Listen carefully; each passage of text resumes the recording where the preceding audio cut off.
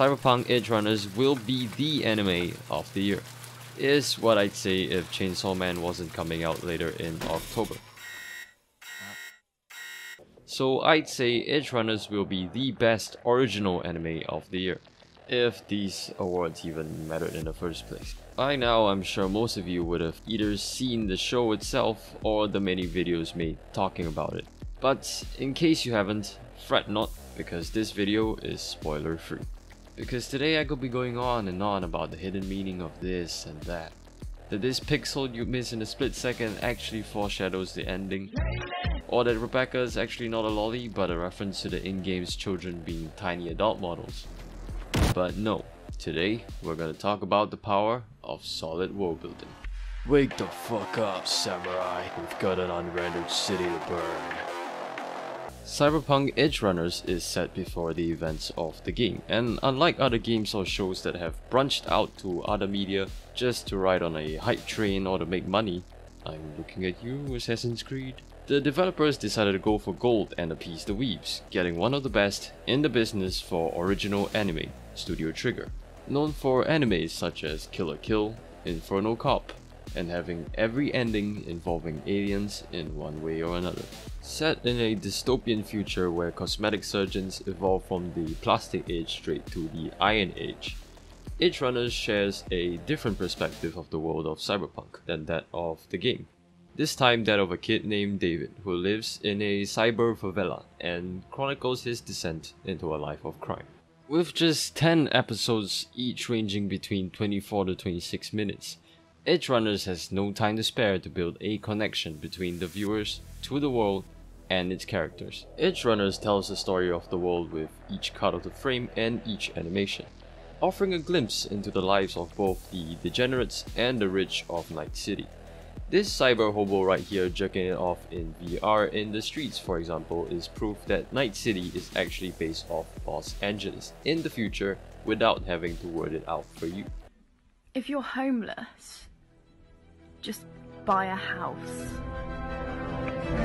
Even without playing the game myself due to my elderly PC. Oh no. Oh no, not again boys, no! The first few episodes already gave me a basic idea of the world. The inequality between the rich and the poor, the dark grim world that is Cyberpunk, and that Bruce Lee has been turned into a cybernetic implant. This attention to detail could be due to the fact that the world of Cyberpunk is based off Mike Pondsmith's tabletop RPG of the same name made in 1988, which was an attempt to replicate a dystopian sci-fi future fitting off the 1980s cyberpunk science fiction genre. Every good story has obstacles for the protagonist to overcome for better or worse. And since the world is already based off a tabletop game which makes players navigate a world of gang warfare, politics, and corporate rivalry, engaging obstacles just aren't in short supply. Furthermore, I feel that tabletop games like this rely heavily on immersion and having a solid world built on narration, lifelike NPCs, and systems such as laws and organizations for the players to roleplay as their characters. There's no pixel to manifest a mysterious hot chick who's a badass on the screen because, well, there is no screen. She's gotta be in your head, literally. Which brings me to my next point. Character design.